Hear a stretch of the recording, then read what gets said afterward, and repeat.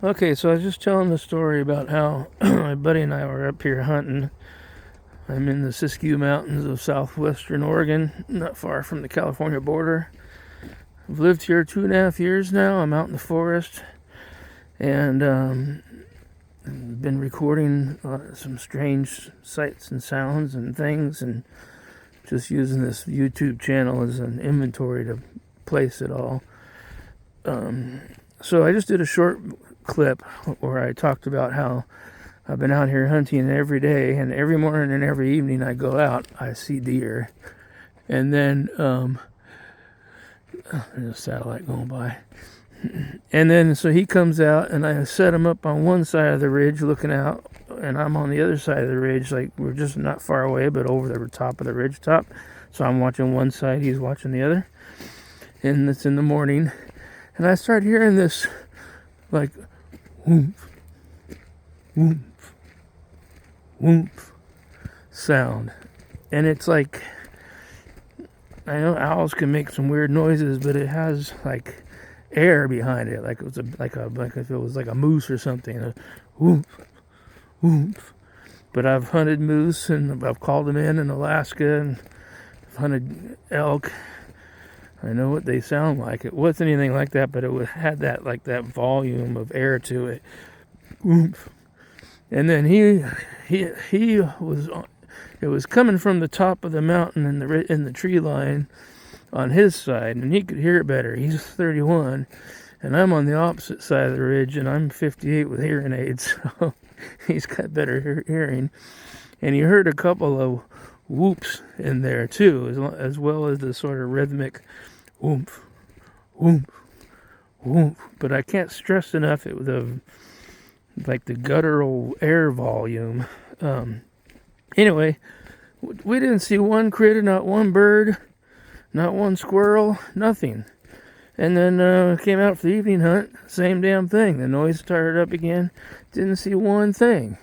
And then about 2:30 in the morning, he wakes up, and he's kind of got this weird feeling like something's watching it from outside. I'm like in a cabin style home out in the forest, and he just get freaked out, and he left, went home. He was going to leave that morning. He ended up leaving at like 2:30 in the morning. And I have a mean ass dog called a Fila Brasileiro. They're a vicious breed. He's about 150 to 160 pounds, and he just wants to attack and kill anybody that comes around. So I've got him on a 6-foot fence, double wire fence, and then I also put him on a chain when somebody comes over, because he just froths at the mouth and rams the fence. And they're actually banned in half a dozen countries because they're a vicious breed, which is good for me. He keeps the bears out of the garbage, and if a meth head ever starts to try and break into my car, I'd rather cut the dog loose on him than have to shoot him. Anyway, he's extremely protective. And when my buddy, whenever you go outside to get something out of his truck or something, my dog would just totally flip out and go berserk. But that night when my buddy left, the dog stayed in his doghouse and didn't flip out or bark or come after him or anything. Anyway, there's a video on here of, I had a friend out a little over a year ago, a year and a half ago, and we took a motorcycle ride up to where we went hunting, and broke down and ended up having to walk a mile or two back. And when she was lagging behind me, she was wearing my big old boots, about 2-3 sizes too big, because she was just riding on the back of the motorcycle. And a few times she thought she heard something paralleling her in the woods. And then we got home, and we had stayed out at the bar kind of late the night before. We were a little tired. No hallucinogen, no drugs or anything. And so I went up and lay down in my bed, and she went and laid in the hammock. And then she heard some footsteps just inside the tree line in the woods while laying in the hammock. But she didn't really think too much about those two things and didn't tell me about it till later when she kind of put two and two together. So then in the afternoon, not quite evening time, but late afternoon, she's inside the house, and then she sees something on the corner of her eye looking out my living room window. And look at her video on here. She describes watching a Bigfoot walk right through my yard.